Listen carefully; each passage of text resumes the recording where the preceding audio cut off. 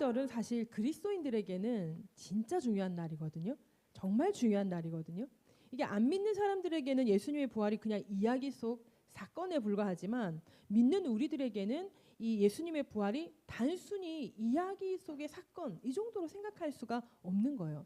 예수님께서 부활하셨다는 것은 복음의 핵심인 거예요. 예수님께서 부활하셨기 때문에 이 귀한 은혜가, 이 귀한 구원의 역사가 우리에게 나타난 것입니다. 우리의 신앙의 근거가 되는 것이고, 이 부활절은 우리에게 생명이 되는 것이고, 우리에게 소망이 되는 것입니다. 예수님은 우리의 죄를 대속하시기 위해 이 땅에 오셨고, 우리의 죄를 대속하시기 위해 십자가 위에서 죽어 주셨습니다. 예수님께서 우리의 죄를 짊어지고 단지 죽으신 것으로 끝난 것이라면 우리의 부활절은 없는 것이죠. 예수님께서 죽으시는 것으로 끝난 것이 아니라 죽으신 지 3일 만에 다시 살아나셨다는 사실, 이것이 우리에게 승리고 능력인 것입니다. 이러한 사실을 믿음으로 우리가 구원을 받는 거죠. 이러한 사실을 우리가 믿음으로 구원을 받는 것입니다. 예수님의 부활은 뭐라고요? 승리이고 능력이라 그랬어요. 우리의 삶에 예수님의 부활이 우리의 삶에서 승리로 나타나는 것이고 능력으로 나타나는 것이 그리스도인의 삶이라는 거예요. 그래서 예수님의 부활은 우리에게 복음의 핵심이다라는 것입니다. 그러므로 이 부활절 예수님의 승리는 우리의 삶 속에 어떤 힘듦과 어려움과 고난이 있다 할지라도 우리의 종국은 승리라는 거예요. 우리의 삶에는 종국은 능력이라는 거예요. 우리가 삶의 어려운 시기를 지나가면서 그 어려움을 겪습니다.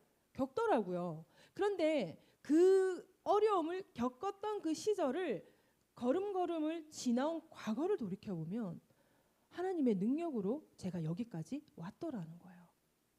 그러므로 예수님의 이 부활을 믿는다는 것은 우리의 삶의 새 생명이고 우리의 삶의 소망이고 우리의 삶의 기쁨이고 우리의 삶의 승리라는 확신을 우리가 가져야 하는 것입니다. 잘 모르겠는데 내 삶이 승리할지 안 할지 잘 모르겠는데 이렇게 되면 이제 승리는 우리의 것이 아니죠. 근데 그러면 예수님의 부활은 아무것도 아닌 건 거잖아요. 예수님의 부활이 힘이 있고 능력이 있다. 예수님께서 다시 사셨기 때문에 내가 그 예수님의 이름을 믿음으로 예수님의 그 대속의 은혜 사건을 믿음으로 내가 구원을 받는다라는 사실을 믿음으로 구원을 우리가 받는 것이라면 나의 삶에 예수님으로 말미암아 하나님으로 말미암아 승리가 보장되어 있다는 것도 우리가 믿음으로 받아들여야 한다는 것입니다. 우리가 그러한 승리의 지점에 갈 때까지 어떤 어려움을 겪을 수도 있고 힘듦을 겪을 수도 있고 우리가 주저앉는 일이 생길 수도 있는 거예요. 그런데 그것이 우리로 괜히 어려움을 당하게 하시고 괜히 힘듦을 당하게 하시는 것이 아니라 그 훈련을 통해서 우리가 새롭게 또는 우리가 더 보강되어지고 더 강해지고 더 힘을 얻어서 그리고 내가 증인이 되고 내 삶이 증거가 되어서 이것이 다른 사람에게 또한 승리를 주고 증거가 되어지는 삶을 살게 하시기 위해서 하나님께서 우리에게 힘듦과 고난을 주신다라는 것입니다. 우리에게 어떤 힘듦과 어떤 고난이 있다 할지라도 우리의 종국은 승리라는 것을 우리 믿으십시다. 이렇게 예수님께서는 여러분 아주 중요한 부분인데요. 사망 권세를 깨고 승리하셨습니다. 우리 입에 붙어있는 말이잖아요. 사망 권세 깨고 승리하셨네. 그죠? 사망 권세 깨고 승리하셨네. 이게 그냥 너무 그냥 자연스럽게 입에 붙어있고 찬양을 통해서 그냥 술렁술렁 아주 그냥 신나게 불러왔던 찬양이에요. 근데 여러분 로마서 10장 9절에서 10절이에요. 네가 만일 네 입으로 예수를 주로 시인하여 또 하나님께서 그를 죽은 자 가운데서 살리신 것을 내 마음에 믿으면 구원을 받으리라. 사람이 마음으로 믿어 의에 이르고 입으로 시인하여 구원에 이르느니라. 이렇게 말씀을 하고 계세요. 근데 여기서 이제 우리가 여러분 사망 권세를 깨고 승리하신 예수님이라고 할 때 이 사망이라는 단어가 헬라어로 타나토스라는 단어더라고요. 단순히 이게 육체적 죽음만을 뜻하는 게 아니라는 거예요. 타나토스라는 단어는 세 가지 의미가 있어요. 첫 번째는 육체적 죽음이 포함됩니다. 그런데 육체적 죽음만을 가리키고 있는 게 타나토스, 사망이라는 뜻이 아니라는 거예요. 두 번째는 영적인 죽음이에요. 이 영적인 죽음은 어떤 상태냐면 하나님과 단절된 상태를 타나토스, 사망이라고 한다라는 거예요. 우리가 경험 있지 않으세요? 내가 예수를 믿고 신앙생활 막 열심히 하다가 내가 성경을 이번 주에 좀 못했어. 내가 요즘에 한 달 막 몇 달 동안 내가 기도도 제대로 못하고 말씀도 제대로 못 읽고 나는 전도의 삶도 안 살고 내가 성도와의 교제도 하지 않고 막 이러면 내가 죄를 지었어. 나는 하나님과 단절된 것 같아. 하나님께서 나를 버리신 게 아닐까? 뭐 일이 잘 되는 것도 없는 것 같고 사람들이 나를 수근수근대고 싫어하는 것 같고 막 그러면서 하나님과의 영적 단절을 스스로가 이런 단어를 워딩을 떠올리진 않죠. 내가 하나님과 단절된다 봐. 이렇게까지는 아닌데 이거는 좀 약간 문서화되어 있는 단어인 거고 그냥 하나님께서 나를 버리셨나 봐. 하나님께서 내 삶에 없으신가 봐. 그러다가 나중에 어디까지 가죠?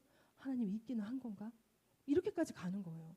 이게 바로 타나토스 영적 죽음의 상태라는 거예요. 그리고 세 번째가 여기서 말한 데서 조금만 더 가면 이제 어떤 일이 일어나면 이 세 번째 일이 일어나는 거예요. 뭐냐면 존재 붕괴 상태가 되는 거예요. 내 존재 자체가 붕괴되는 상태가 된다라는 거예요. 뭐냐면 내가 하나님의 자녀라는 정체성이 완전히 상실되는 상태. 이것이 바로 존재의 붕괴인 거예요. 내가 하나님을 믿고 내가 믿음으로 구원받아서 내가 하나님의 자녀가 되었다. 하나님께서 나를 죽을 자에서 하나님의 생명으로 나를 옮기셨다. 이게 하나님 자녀의 정체성이거든요. 그런데 삶 가운데서 어떻게 돼요?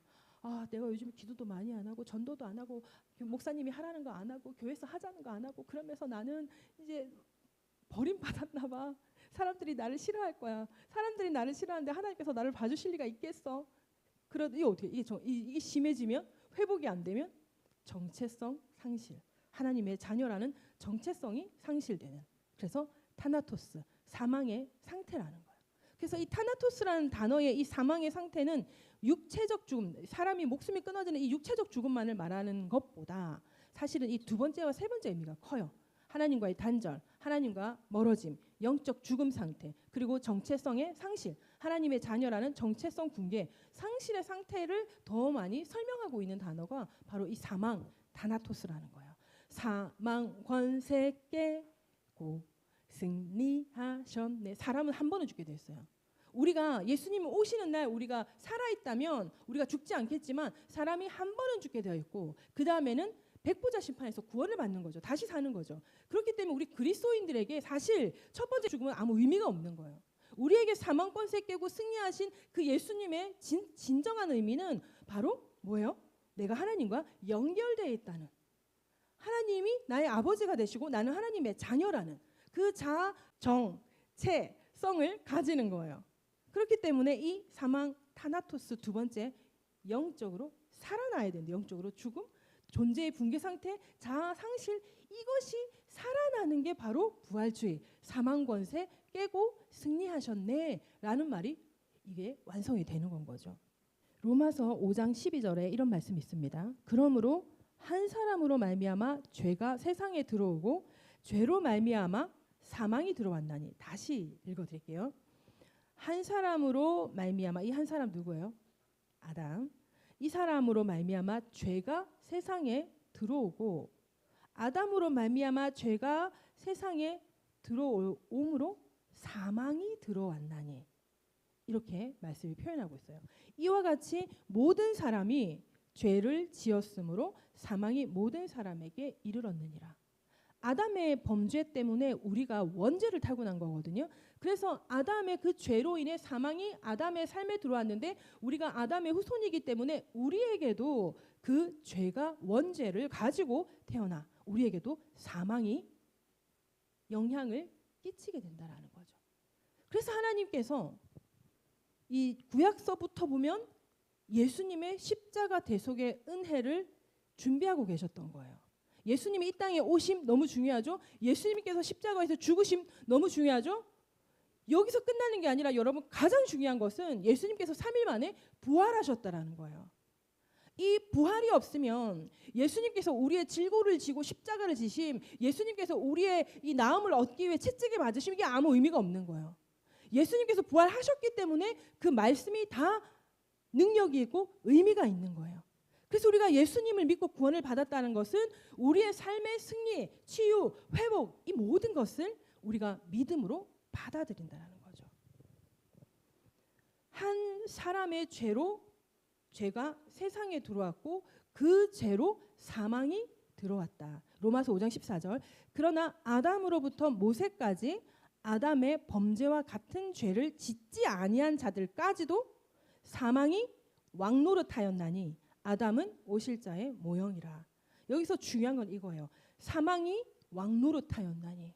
우리의 삶에 사망이 얼마나 왕노릇하려고 드는지 우리가 생각을 해보면 진짜 많이 알 수 있는 부분인데, 이것을 사망이라는 것으로 생각하지 못한다라는 거예요. 사단이 사단의 모습으로, 사탄의 모습으로 뿔들고 나타나가지고 야 하고 한다면 야 너 사탄이네? 예수 이름으로 떠나가라. 바로 이렇게 하면 되잖아요. 근데 사탄이 그렇게 사탄의 모습으로 나타나서 막 우리에게 해작질을 하려고 하지 않는다라는 거죠. 뭐라고요? 광명한 천사로 둔갑해서 나타난다 그러죠. 그러니까 저도 이게 쉽지가 않았어요. 이 말씀을 묵상하면서 이거 사망 권세에 대한 말씀을 엄청 묵상을 했거든요. 머리가 막 빨개질 것 같은 거예요. 막 원어 찾아서 하는데 빨개질 것 같은데, 근데 이 사망이 권세라는 건 거예요. 그래서 그럼 사망이 사탄이냐? 그건 또 아니에요. 사탄이 사망을 사용하는 도구가 사망, 그리고 그 사망에는 권세가 있다라는 거죠. 이렇게 해석을 해야 되더라고요. 사망이 왕노릇한다는 말은 사망이 세상을 지배한다라는 말인 거예요. 이 세상 주관자, 그 바로 지배한다라는 건 거예요. 이러한 사망을 사탄이 도구로 사용하기 때문에, 그래서 우리가 죄를 짓게 되면 어떻게 된다고요? 영적 죽음, 하나님과의 단절에 이르게 되고, 또 죄를 짓게 되면 우리가 어떻게 된다고요? 존재 붕괴 상태, 우리의 자아, 하나님 자녀라는 자아 정체성을 상실하게 만드는 그 권세가 바로 사망 권세라는 거예요. 어떻게 해요? 찝쩍찝쩍. 너 죄 지었잖아. 너 그렇게 죄를 짓고 뭐 네가 한번 교회 나와서 예배 드린다고 네가 하나님 앞에 하나님의 자녀로 살 수 있을 것 같아? 그러니까 내가 한 주를 내 마음대로 살다가 주일날 나와서 이렇게 한 2시간 앉아있다 가고 내 삶이 구원을 받았을까? 이러한 생각으로 이거 받았을까? 내가 생각하는 거잖아요. 사탄이 생각으로 우리에게 줄 때 야, 너 그래갖고 어떻게 될 것 같아? 이렇게 하는 게 아니라 사탄이 어떻게 우리에게 주냐면 내 생각으로 주는 거야. 우리 생각이 뭐다? 4차원 영적 세계다. 그래서 그 생각이 내가 이래가지고 구원받을 수 있겠어. 내가 이래가지고 이거 무슨 썬데이 크리스찬처럼 주일만 뺀짝해가지고 내가 구원받을 수 있겠어. 내가 이렇게 살면 되겠어. 막 이러는 거 있잖아요. 이게 내가 이래가 되겠어? 내가 이러면 될까? 내가 이렇게 살면 안 되지 않을까? 이렇게 사단이 우리를 나의 생각으로, 내가라는 나의 생각으로 우리를 잠소한다라는 거예요. 그래서 여러분, 우리가 주중에 교회 나와서 기도를 하고 신앙생활을 하고 전도도 하고 예배도 드리고 기도도 하는 거, 그거 좋습니다. 그거 좋은 거예요. 여러분, 할 수만 있다면 하면 좋은 거예요. 근데 여러분, 이 사탄이 만들어 놓은 이 세상은요, 앞으로 더 바빠지게 만들걸요. 우리로 하여금 일단 주중부터 신앙생활 못하게 할지도 몰라요. 그런 사람들 많이 있죠. 그런 사람들에게 공격하는 게 바로 너 그래갖고 구원받을 수 있겠어요. 구원받을 수, 예수 그리스도 십자가 대속의 은혜를 믿으면 구원받는 것입니다. 그리고 우리는 어떻게 해야 돼요? 우리가 주중에 나와서 기도하는 사람이다. 우리가 주중에 나와서 예배를 드리는 사람이다. 그러면 그런 연약한 영혼들을 돌봐줘야 되는 건 거예요. 나의 신앙을 성장시키고 성숙시키고 견고하게 하기 위해서 우리 주중 예배가 필요한 거예요. 저는 그래서 주중 기도가 저에게 필요한 겁니다. 제가 목사로서 살아가기 위해서 제가 주중 기도가 저에게 필요한 거예요. 우리 그래서 주중 예배 나오는 거예요. 주중 기도에 나오는 건 거예요. 주중 예배 안 나오고 주중 기도에 안 나온다고 저래 갖고 안 되는데, 이 정죄 대상이 아니라는 거예요. 무슨 말인지 이해가 되시죠? 할 수만 있고 상황이 허락한다면 주중에도 예배 나오면 되는 거죠. 안 된다면 삶 속에서, 그래서 늘 얘기하잖아요. 삶 속에서, 집에서 상황 가운데 기도하기 위해서 힘쓰고 말씀 듣거나 읽기 위해서 힘쓰라. 그렇게 삶 가운데 그러한 믿음의 삶을 살아가야 한다는 것입니다. 내가 뭐 때문에? 이것은 우리가 주중 예배 드리고 주중 예배 못 나오는 사람들, 주중 기도에 안 되는 사람들 집에서 아니면 삶의 터전에서 말씀 읽고 기도해라. 이걸 하는 이유가 바로 그거예요. 내가 그리스도인으로서 하나님의 말씀대로 살기 위한 이 내비게이션을 잊지 않게 하기 위해서. 그래서 필요한 건 거예요. 지금까지 신앙생활을 해오면서 뭐 이것이 100% 맞다라고 제가 말씀드릴 수는 없지만 제가 경험하고 제가 말씀을 묵상하고 기도함을 통해서 깨닫는 것은 기도를 많이 하게 되면 성령의 능력이 크게 나타나고 기도를 작게 하게 되면 성령의 능력이 작게 나타난다가 아니더라고요. 믿음이 있느냐 없느냐더라고요. 기도를 조금 하는데 이분은 믿음이 엄청 크면요. 그냥 성령께서 역사하시게 자기를 내어드리는 건 거예요. 그렇기 때문에 성령의 역사가 나타나는 거예요. 근데 일반적으로 사람들이 그런 능력과 기적과 이사가 내 삶 속에서 나타난다는 게 이게 사람 상식적으로 말이 안 되잖아요. 그래서 내 스스로가 그러한 하나님의 역사하심에 들어가기 위해서 내가 그런 하나님의 완전히 잠식되기 위해서 성령에 잠식되기 위해서 기도해야 되고 말씀을 막 묵상해서 내가 거기에 젖어야 되는 건 거예요. 그게 바로 사람이라는 것입니다. 세상 속에 살아가는 사람이기 때문에 그렇다라는 거예요. 그런데 가끔 진짜 믿음 있으신 분들 보니까요.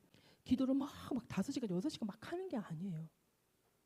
그 5시간, 6시간 하는 사람 막 성전에 나와가지고 막 앉아가지고 막 해야 된다 그러고 새벽기, 철야기도 막 그렇게 해야 된다 그러고 막 그런단 말이죠. 그게 아니라 삶 속에서 기도하는 건 거예요. 삶 속에서. 내 삶 속에서. 내 삶 속에 사색할 수 있는 공간에서. 내 삶 속에서 하나님을 생각할 수 있는 공간에서. 없다면 만들어서. 그렇게 해서 내가 나를 하나님 앞에 있게 하는 거. 그게 바로 기도고 말씀이라는 거예요. 그래서 여러분 주중기도 나와서 기도하는 거 좋습니다. 가장 중요한 건 절대로 잊어서는 안 되는 건 저는 주일 성수라고 믿습니다. 에클레시아. 하나님께서 불러 모으신 에클레시아. 그리고 직장인들에게는 삶 속에서 하나님을 만날 수 있도록 계속 여러분 삶을 하나님 앞에 살 수 있도록 계속 노력해야 한다라는 것입니다. 이렇게 하지 않을 때 사망 권세가 우리의 생각과 마음과 우리의 삶을 잠식해버린다는 거예요. 그래가지고 이 사망이 어떠한 권세로 우리를 한평생 매여 종노릇하게 하는가. 예를 들어보면 살기 위해서, 먹고 살기 위해서, 잘 되기 위해서 죄를 선택하게 만든다라는 거예요. 세상 속에서는 아무 죄가 안 돼요. 그게. 그런데 하나님 말씀으로 우리가 비추어 볼 때 이게 죄가 되는 것들이 있단 말이에요. 세상 속으로 기준으로도 죄가 되는 것들이 있지만 그래서 살기 위해 잘 되기 위해 죄를 선택하게 하는 거. 이게 바로 한평생 매여 사망 권세의 종노릇하는 거예요. 그리고 죽음을 피하려고 이러다 뭐 큰일 나. 이러다 내가 망해. 내가 이러다 죽어. 이런 거 피하려고 잘 되기 위해서 타협하는 거죠. 세상과 타협하는 거. 그리고 너무 두려워. 이거 안 하면 내가 큰일 나는데 내가 이거 안 하면 세상 속에서 직장을 잃어버릴 수 있는데 내가 이거 안 하면 내가 이 어떤 무리 안에서 내 존재가 상실되어지는데 이런 두려움 때문에 하나님 대신 눈앞에 보이는 다른 것을 의지하는 거. 이게 바로 사망 권세. 한평생 매여 종노릇하게 만든다라는 거예요. 막 뿔 달고 나타나는 것이 아니라 이렇게 나타나는 거. 우리 삶 가운데. 연약하여서 어쩔 수 없이 선택하게 만드는 그런 것들이 바로 하나님 대신에 눈앞에 보이는 거 의지하게 만들고 타협하게 만들고 죄를 선택하게 만드는 거라는 것입니다. 이런 것이 바로 우리가 죽기를 무서워하여 사망 권세에 매여 한평생 종노릇한다라는 뜻인 거예요. 이걸 조금 더 한마디로 쉽게 말하면 사망이 삶의 방향을 사망이라는 그것이 나의 삶의 방향을 결정하는 주인이 되어버린 상태. 이것이 바로 사망 권세에 매여 있게 되는 것입니다. 이러한 사망 권세는 인간을 두려움으로 묶어요. 이 살기 위해서, 잘 되기 위해서 그 죄를 선택하는 게 이거 안 하면 내가 잘 될 수가 없는 두려움이 생기는 거거든요. 그리고 죽는 사람은 죽는다는 거에 대한 두려움이 있어요. 그러니까 이거 안 하면 큰일 나는데, 이거 안 하면 내가 망하는데, 이런 두려움 때문에 선택하게 만드는 거예요. 그러니까 이 두려움 때문에 선택하게 만드는 게 바로 사망, 권세, 내 삶의 방향을 결정하는 주인이 되어버린 상태라는 것입니다. 그래서 이 사망 권세는 또 우리가 잘 아는 말로 이야기하면 보이지 않는 통치력, 세상 통치자라고 우리가 성경을 빗대어서 볼 수가 있는 것입니다. 어떤 사람은요, 잘 되기 위해, 타협하기 위해 알고 죄를 선택하는 사람도 있습니다. 그런데 어떤 사람들은요, 자기도 모르는 사이에 그 죄를 선택하게 만드는 거예요.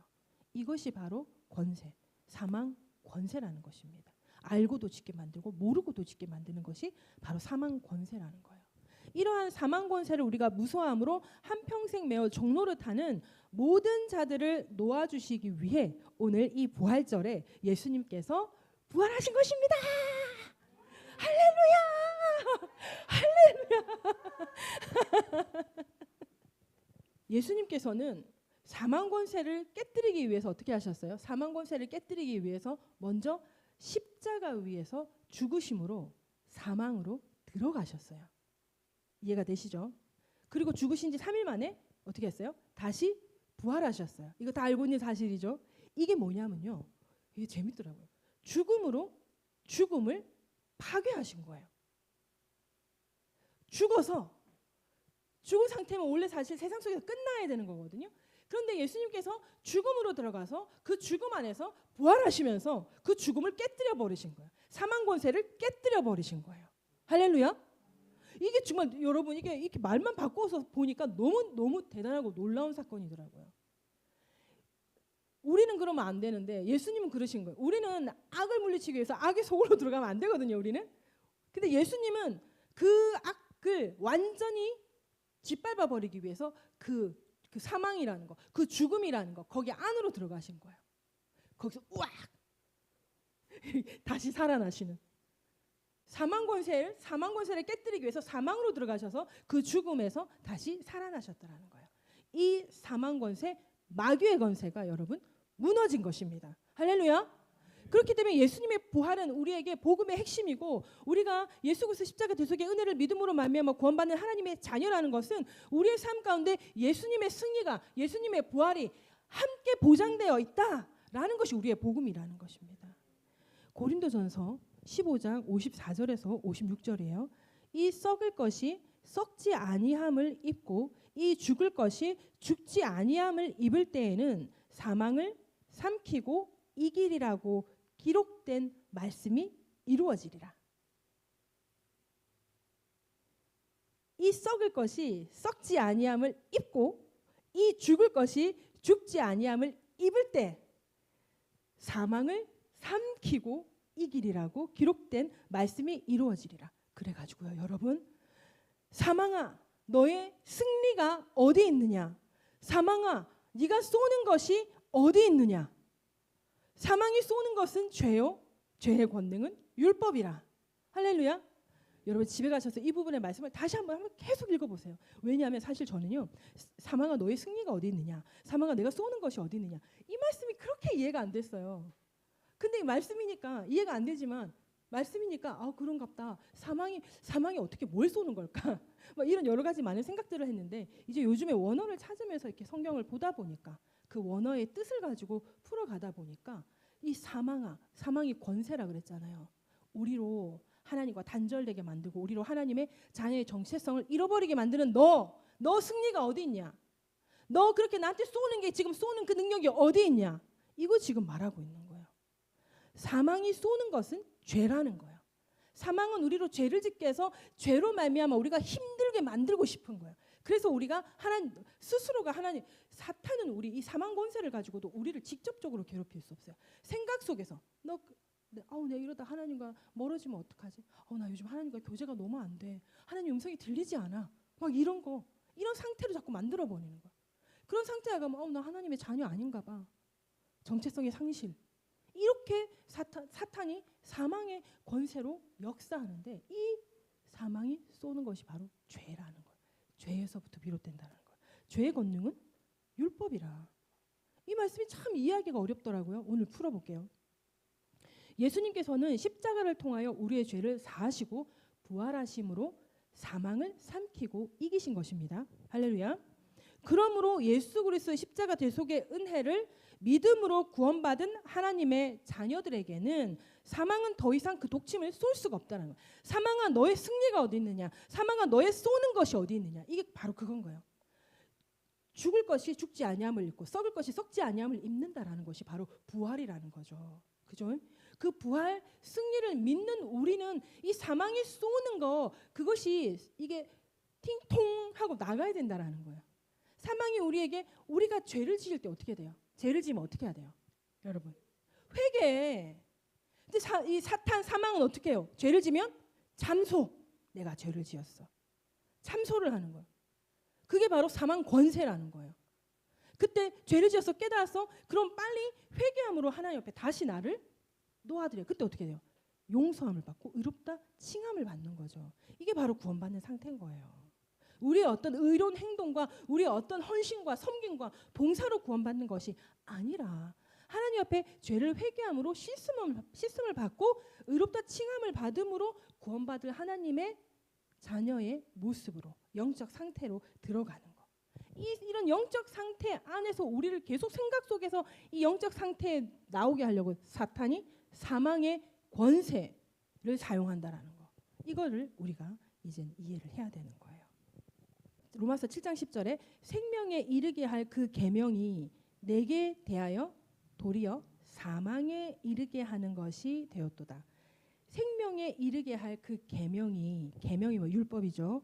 내게 대하여 도리어 사망에 이르게 하는 것이 되었도다. 그런데 여러분 로마서 8장 1, 2절에 뭐라고 하고 있냐면 그러므로 이제 그리스도 예수 안에 있는 자에게는 결코 정죄함이 없나니 이는 그리스도 예수 안에 있는 생명의 성령의 법이 죄와 사망의 법에서 너를 해방하였습니다.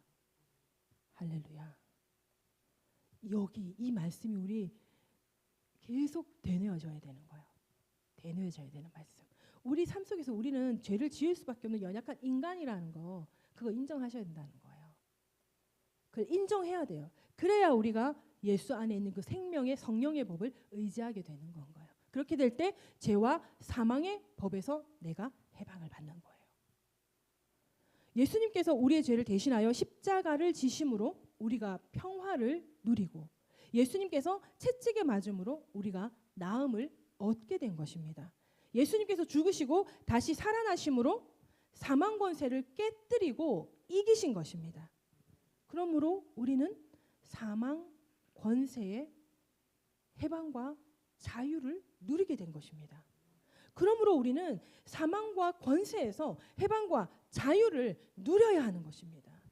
누리게 된 것에 대한 이론은 우리가 잘 알고 있는데 누려야 하는 삶의 적용이 잘 안 되는 건 거예요. 예수님의 부활은 바로 이 부활절을 계속해서 기념하는 이유가 바로 이건 거예요.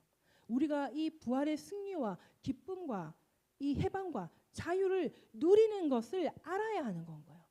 예수님께서 성찬을 하면서 너희가 이 성찬을 하면서 나를 기념하라 하잖아요. 이것은 나의 몸이니 이것은 나의 피니 이걸 계속 뭐라 해요? 기억해라. 예수님의 부활을 기억해라. 이것을 기억해야 우리의 삶에 내 마음 안에서부터 승리가 생겨나는 거예요. 소망이 생겨나는 거예요. 그래서 이 부활절이 참 공교롭게 구약의 저기 6월절과 이어지는 건 거예요, 여러분. 너무나 놀라워요. 하나님의 말씀이 이게 구약에서 신약으로 넘어가는 것이 어긋나는 게 없더라는 건 거예요.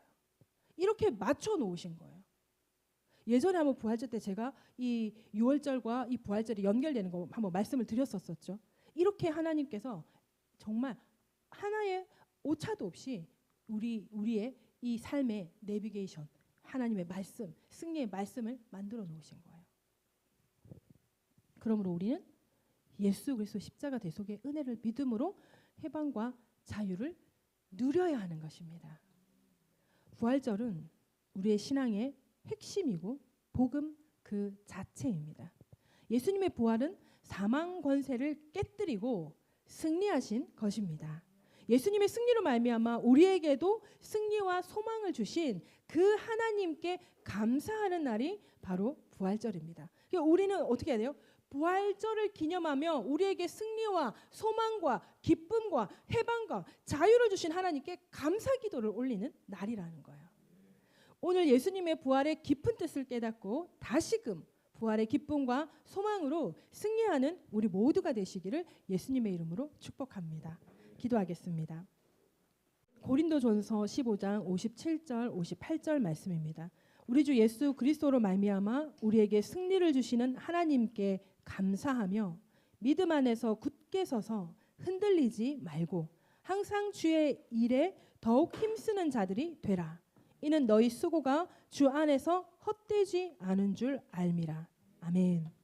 더 이상 사망 권세에 속거나 매이지 않고 우리가 회개함으로 자유와 해방을 누리는 그리스도인으로 살아가기 위해서 말씀을 생각하시면서 부활의 기쁨과 소망을 주신 하나님께 감사하며 우리 주여 한번 부르고 기도하십시다. 주여